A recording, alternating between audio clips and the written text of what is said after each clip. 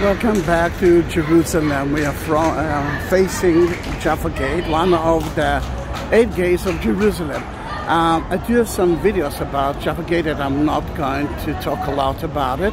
From here we will enter to the Jewish Quarter, the Western Wall, the Wailing Wall, through the Armenian Quarter. Then it's going to be a longer but a beautiful video. Then Jaffa Gate, mainly because it goes to, from Jerusalem to Jaffa, or El Halil, Halil Gate, Bab El Halil, that goes to Hebron. That's the name in Arabic. Let's enter through the gate, and you can see one of the most famous bagels of Jerusalem in front of you. If you are here in Jerusalem, don't miss the bagel. Then welcome to the Old City. Yay! We are at the Old City. Sadly, we are still in coronavirus time. Now the Delta is hitting Israel. It's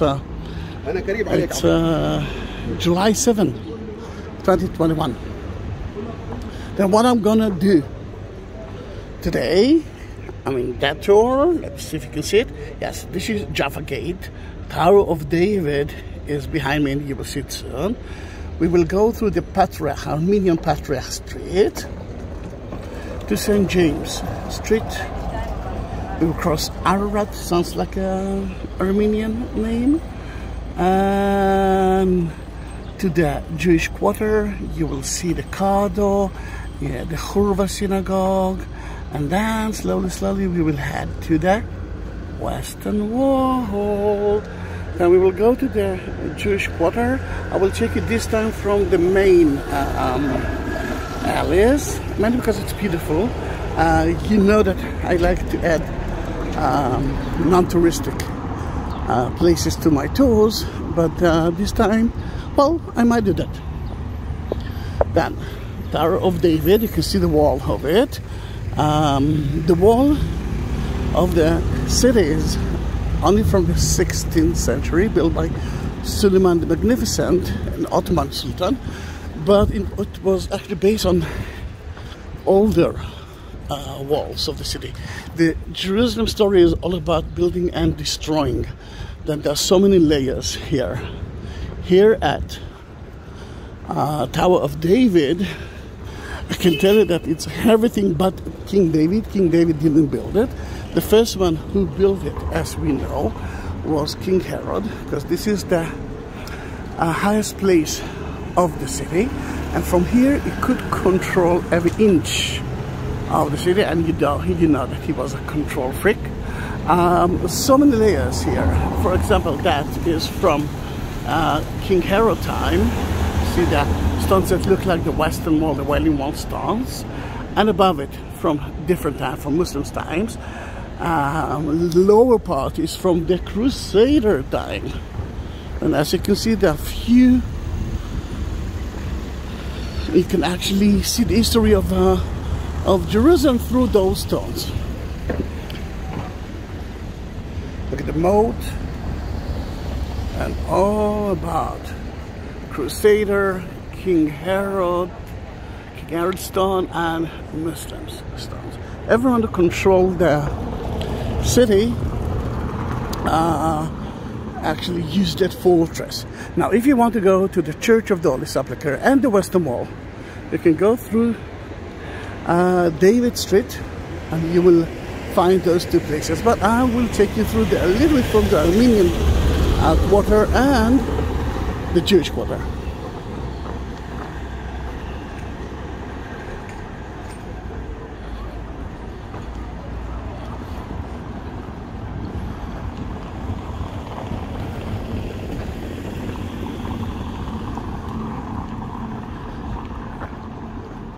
There's so many shops here, so many centers. We are at the Christian Center. You can see the Christian Information Center.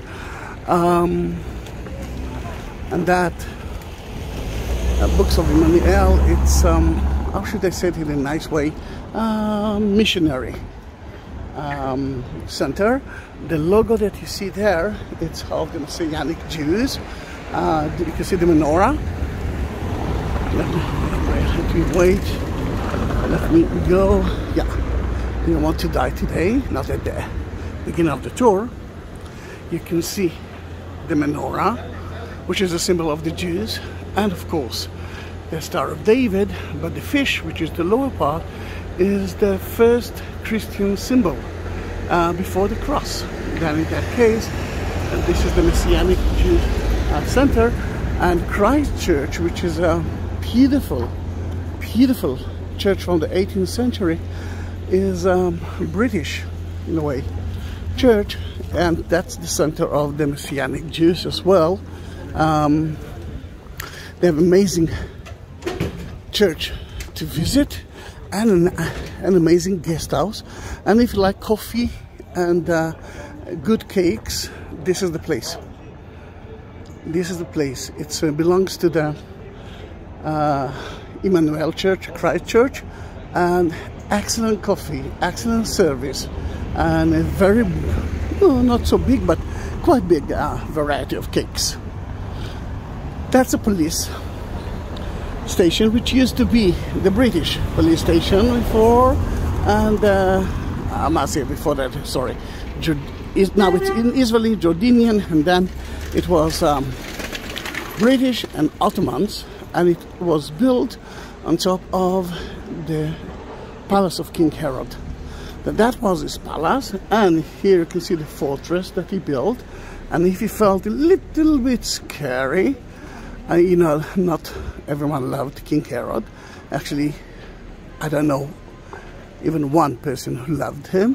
He could run away from his beautiful palace with excellent poles to the fortress. And we are talking about that, and let me show you a little bit of the magnificent pool of King Herod.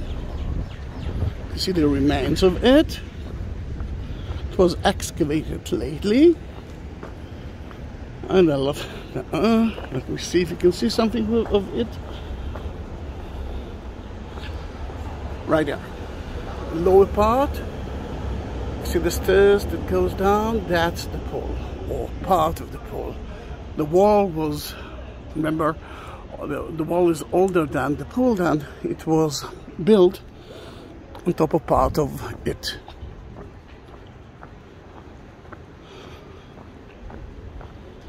Welcome to the Armenian Quarter. From here you can see a lot of restaurants and shops owned by the Armenians. We are at the Armenian Orthodox Patriarch Road.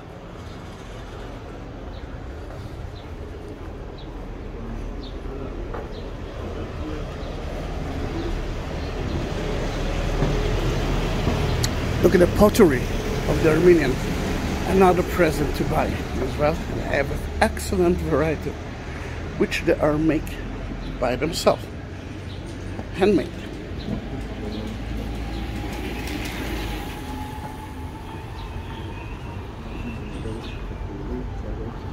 Very narrow street, and please be careful when you're walking here. You can see the Armenian flags all over.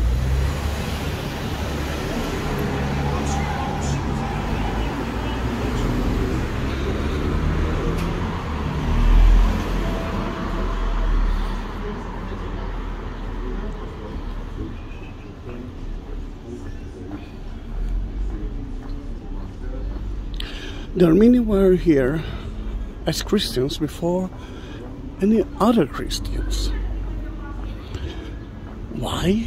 Because at 301 AD, the Armenians were converted to Christianity.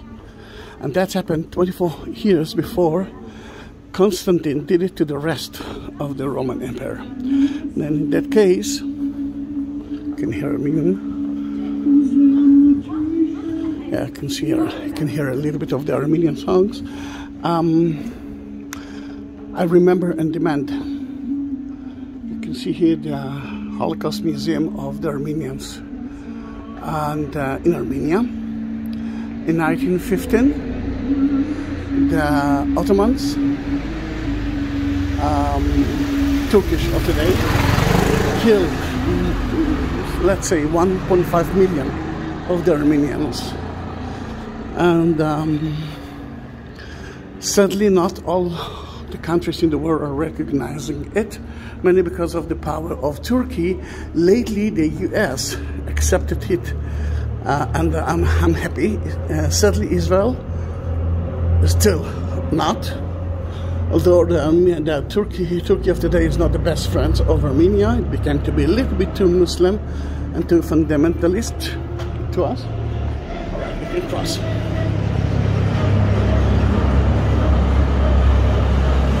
Across the road. It's a small tractor, but the noise is... that's the main entrance to the Armenian convent. And here I'm already praying for one of my friends that became a friend of mine because of my videos, and that's Ruby from Australia. Then give me like a few minutes to pray. You won't notice it, but mainly because I'm going to stop the video and we will continue soon. Ruby, I did it. And if you want me to pray for you, few options. The first option is just ask me. The second option, look at the description. You will see the Buy Me a Coffee site, and through there you can donate few shekels to me, and you can ask me to do whatever you want, but it's not a must. I'm doing it mainly because I'm guiding. I'm not guiding from February 2020, and it doesn't look that tourists will come soon to Israel. And if you love my videos and you want to do that, buy me a coffee. It's simple and helping. And thank you for the few first one who already did it.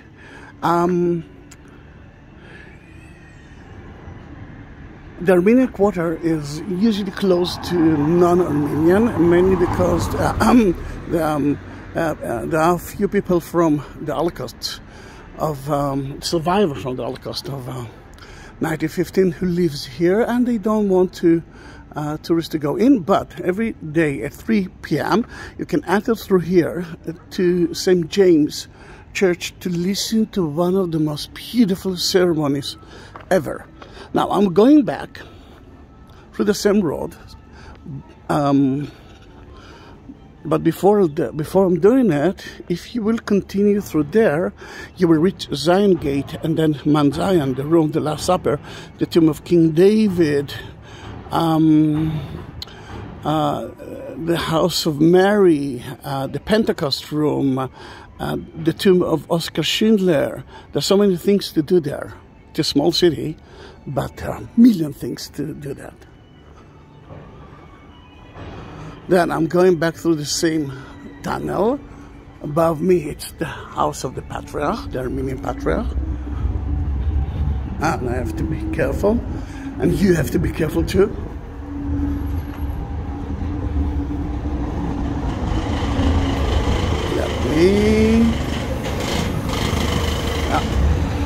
Let me do that quickly, because that's a big bus, which I'm driving from time to time when I'm guiding.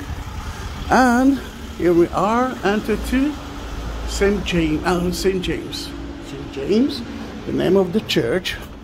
To the right and to the left, you can see the walls of the Armenian Quarter.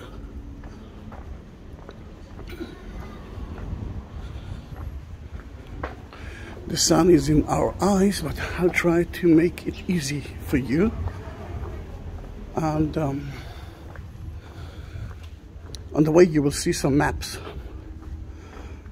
And that's all about the genocide of the Armenian. They are gluing to the wall, and someone is coming to destroy it, to tear it down. I don't know if it's that the Turkish who are doing it, that's a rumor, or someone else, but go into their, let's say, the Armenian site of genocide and study about it. And if you will visit Armenia, which is an amazing place, go to the Genocide Museum. It's very touching. You see the signs that leads you to the Western Wall. Now, only a few people know, mainly because it's a weekday, and coronavirus, COVID-19, and very early. I came to the city early on July, mainly because it's hot. It's going to be close to the mid-90s, which is a lot. 32, 33 degrees Celsius.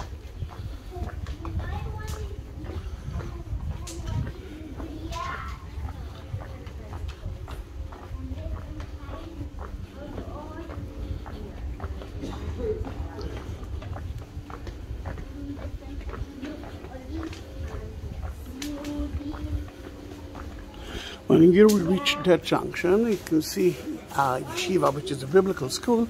To the left, there's a kiosk if you want to buy something. And if you continue that way, you will reach beautiful non-touristic alleys of the Armenian Quarter. And again, here. But what I want you to understand is that those are old stones. And those are new stones. That's another way to mark the Jewish Quarter. We're entering to Or Chaim Street, and welcome to the Jewish Quarter.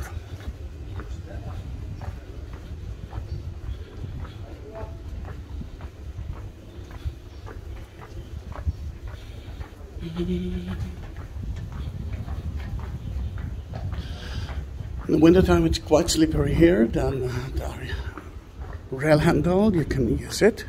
There are a lot of museums in the Jewish Quarter. One of them is in front of you. It's the old Yeshuv Court Museum, and that will tell you a lot about how the Jews lived here. Let's say at the 18th century.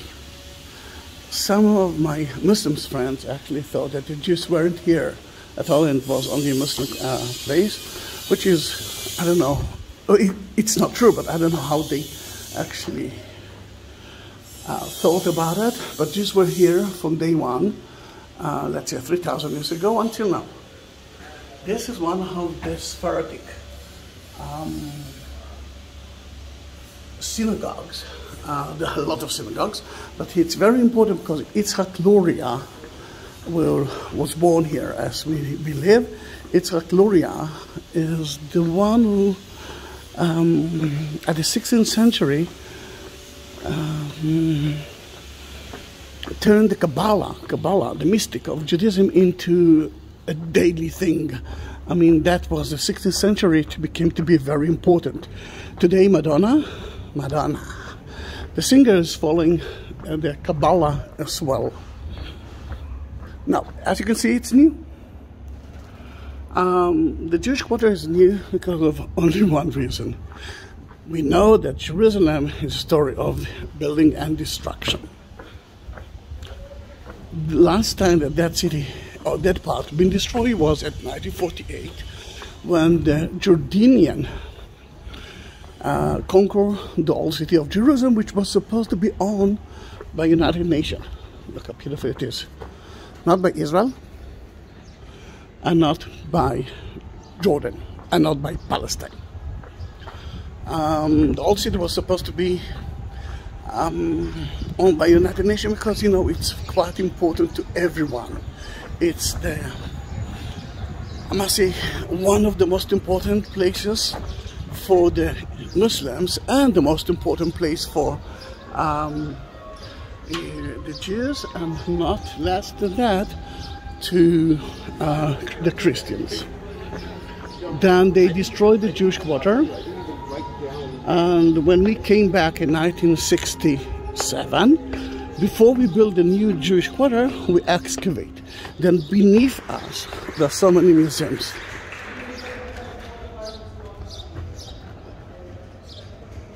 Look how beautiful it is. That is a very old street from 6th century. It's called the Corridor. The Corridor, the main street, the heart of the city, cardiologic. The heart of the city, the heart of the city of the 6th century. Why it's here? Why we found it? Because we excavate before we build the new Jewish quarter above it. Then in that case, beneath the city, all over, you will find ancient remains of streets, houses, synagogues, churches. Sadly, we cannot do that at the Christian and the Muslim quarter. They won't let us excavate beneath it. Then here we could. Then beneath the Jewish quarter, there are lots of museums. Will tell you stories from the time of Second Temple, Jesus' time. Then this is the corridor, the main street, from north, which is there, to south. North, Damascus Gate, and south, it's Mount Zion. You can see beautifully the shops there. No, nothing's new, souvenirs and food. And the columns were part of the sidewalk. It was covered against the sun. Oh, and again the snow that we have in wintertime. And this is part of the road itself, the corridor. Let's continue to the center of the Jewish quarter. If you want to visit synagogues, there are a few places that you can do that. One of them is the Churva Synagogue, which is in front of you. Let me stand in the shade, then you will be able to see it better. Here it is. That's a new synagogue from 2010, but it actually was built on top as actually a replica of the synagogue from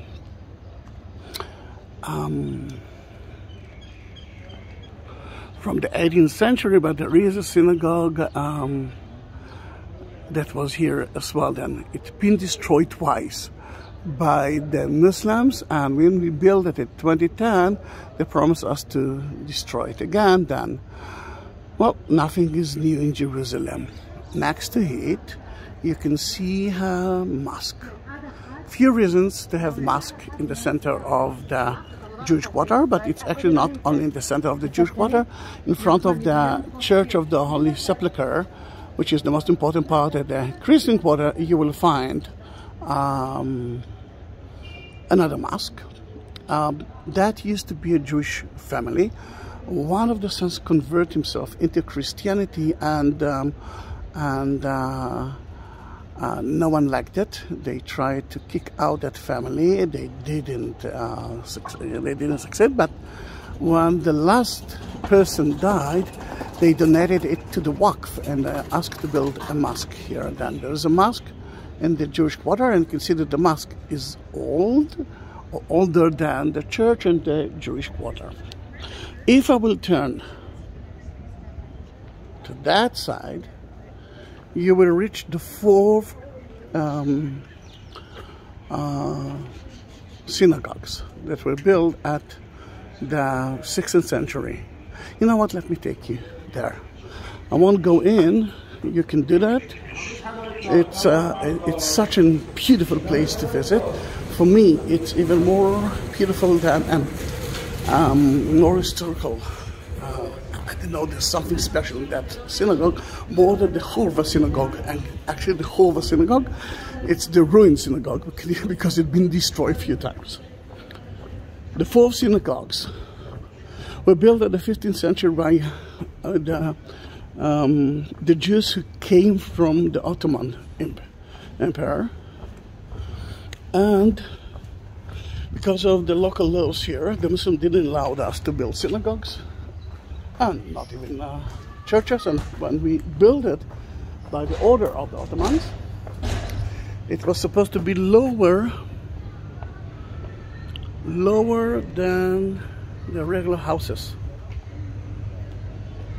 There are 4 different synagogues, and the building itself is an old building, and that is beautiful. The Jordanians didn't destroy it in 1948. They turned those 4 synagogues into a stable and a garbage area. Then what left for us to do is to purify it, to clean it, purify it, and then until today it's a beautiful synagogue.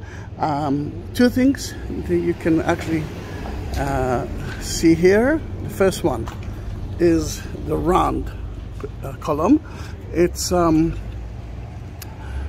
mihrab. A mihrab, it's a place that's facing to Mecca, and then the Muslims knows how to pray, because you know Muslims are praying through Mecca. And although it was a synagogue, Muslims could enter there and pray. And the Torah Ark, although you cannot see it, but it's because of the glasses, but the Torah Ark is there facing, no matter facing to the east, facing to the Holy of the Jews, the Western Wall, the Temple Mount, which is now the Dome of the Rock. They forced the Jews to have another ark for the Quran. Then next to it, then it was kind of a synagogue and / a mosque. It's a beautiful place to visit, and I will do that. I do have some videos of it, but I promise to do that again because I love that place. Then we are going back to the center.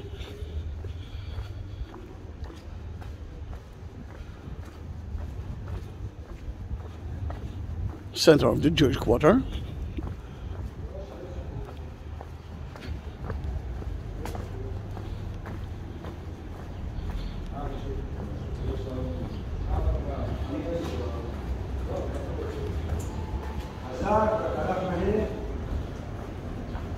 It's already 27 minutes video.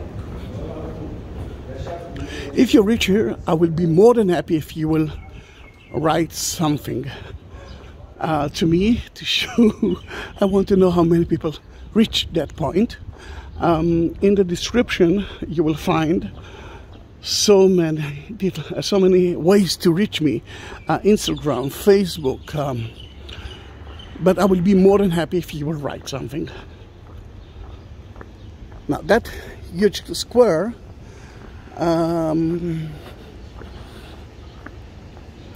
it's because of a museum that beneath us. Now remember, there's so many historical sites beneath us, and you can see here the menorah.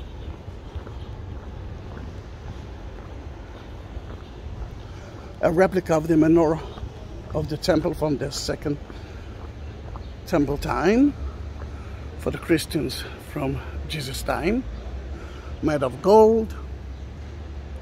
There is an organization here that's called the Temple Institute, that their mission is to rebuild the temple again. But remember, the temple is now is owned by the Muslims, and by the Israeli law you cannot turn it down. It's a holy site. The holy site belongs always to the people who believes in it. Then the temple, the Dome of the Rock, and Al-Aqsa belongs to the Muslims. Yes, we can turn it down. Yes, we can destroy it. But no, it's against the law. There are so many beautiful alleys that can take you to different sides of the Jewish Quarter, but I will take you to the Western Wall. Before that, I wanted to see another museum, at least another entrance to museum. Karaite Street. Karaites, where, well, not where, there are Jews who believe in Judaism in a different way. Now, if you're a Jew, you might say, no, they are not Jews. If they believe that they are Jews, then who am I to say no? That's the entrance. It is closed now. mainly because of coronavirus. And you can see there are beautiful luxury Second Temple period houses. And one of the things that we found here is a graffiti of the menorah. Now that graffiti is important because the one who did it lived at the time of the temple. If we will continue that way, you will reach a wonderful restaurant that I hope that will survive after the epidemic. It's called Arova, the Quarter. The Jewish Quarter is totally kosher. No pork, no so many other animals. For example, fish without scale is not kosher. Another thing that it's important to know, that even if it's a kosher food and the place is open on Saturday, it's not kosher because you cannot be open on Saturday. Then everything is closed on Friday. You can see here the barbecue, and it looks like, let's see, cheese on it. It's not, because it's meat. It's let's see, mayo, as I believe, or tahina, and a bank. And the funny thing in that bank is that the ATM is not functioning on from Friday night until Saturday night. Then if you need money, not between Friday night to Saturday night. The main street here is all about food, and as you can see, not all of the shops are open, mainly because there are no tourists. Beautiful here to see mezuzah. Mezuzah will be on the right part of the door, and it's usually a small place, a small object, but here it's quite big. It shows you that this is a Jewish house. Although it looks like the Hova synagogue that you saw, it's not. It's another synagogue called Tiferet Israel, and it's been destroyed by the Jordanians in 1967. And a few years ago they decided to rebuild it.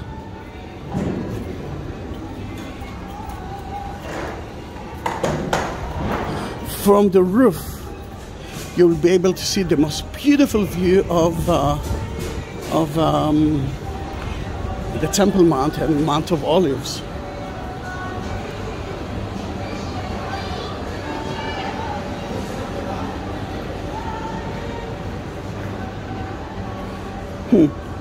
Olivago, and of course everything is kosher here. Then no pepperoni pizza. Another place to visit, and it's open, it's called the Burned House. It's a beautiful house of our priest family, Katros family. You have to walk down, remember it's all about layers, layers and layers and layers. And you can see or feel the last hours of the destruction of the temple by the Romans in 70 AD. There are wooden things there, a spear from a Jewish spear against the Romans, bones of a lady from 70 AD from the destruction of the temple. The temple been destroyed a month before that house was burned down. We are at the upper city, and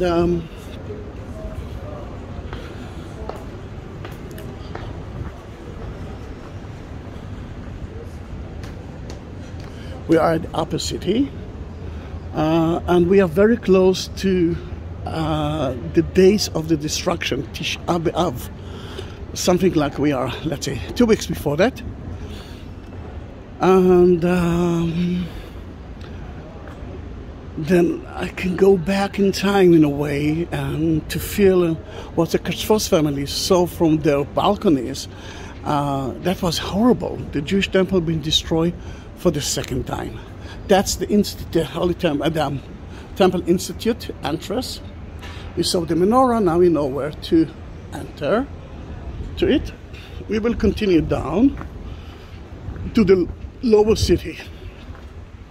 And that's where the western wall is. But what you can see in front of you is the Mount of Olives. In that part of Mount of Olives, you can see the white. It's white mainly because of the cemetery. That Jewish cemetery is very important because the Jews believe that when the Messiah will come, he will come through Mount of Olives, and that will be the first one who will resurrect. Sorry about the noise, they're renovating something here. To the left, here and there, it's the remains of a German Crusader church. Another thing that you can see from here is the Dome of Al-Aqsa. According to the Muslim tradition, at the 7th century, Muhammad reached Al-Aqsa, went to the foundation stone, and we will talk about it soon, and from there ascended into heaven and met God himself, who gave him the 5 prayers of a day. Above it, you can see a tower. That is the Ascension Church. That's where Jesus ascended into heaven and promised us to come back again. And in that case, Mount of Olives is important for the Jews and Muslims and Christians.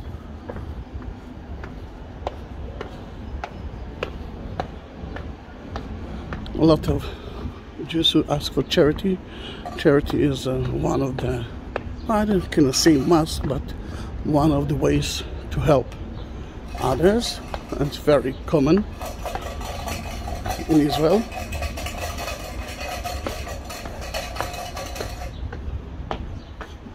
Now, as you can see, it's difficult to walk here. Think about all people. It will be difficult for them to walk. Then from the upper city, they are building stairs and elevators that will be able at the future to help all people like me. You can see it again too. We are here, and it will be right there.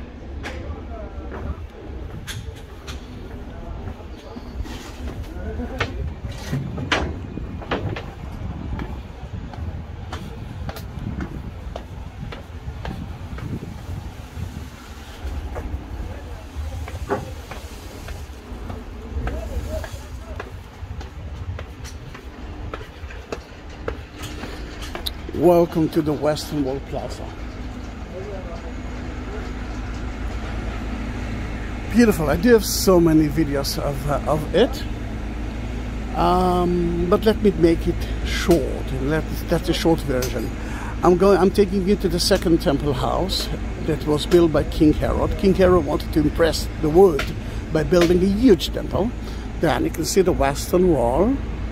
And that's the corner of the southern wall, and we built 4 walls around the foundation stone, which is today the Dome of the Rock, and by that he created a huge plaza. And he built the second temple on top of it, and the second temple was between 2 to 3 times higher and wider than the Dome of the Rock of today. Then from here you could see how huge it used to be. Then the Western Wall is only a wall of the plaza, not the Holy of the Holy. But why that area is very important for the Jews? The Dome of the Rock is above a dome, above a rock. And that rock is, according to tradition, is the foundation stone. And that is Mount Moriah, which is the place that Abraham almost sacrificed Isaac. And then God told the Jews to build his house on top of it. Then that is the Holy of the Holy for the Jews, not the Western Wall. The Western Wall became to be holy mainly because the Jews cannot pray on top of it. And why it's very important for the Christians? Because Jesus visited the temple as a Jew 3 times a year. That is a must. It's called Shloshet Regalim, and you have to be in the old city. Passover is one of them. Jesus never visited the city at Passover. He visited the city at, he never visited the city at Easter time. He visited at Passover time. Later on, it became Easter for the Christians because he was crucified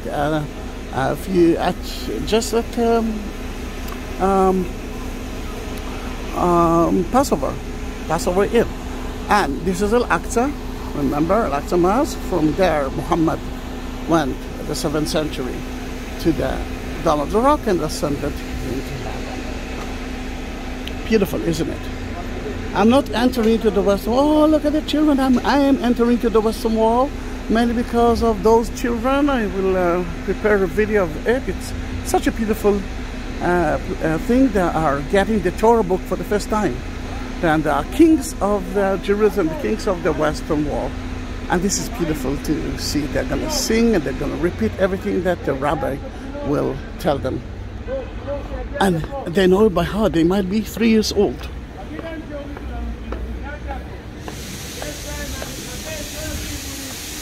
Then that's going to be the end of that video. If you want to see the Wailing Wall, the Western Wall, I do have so many other videos. And if you want to ask me, you know what to do.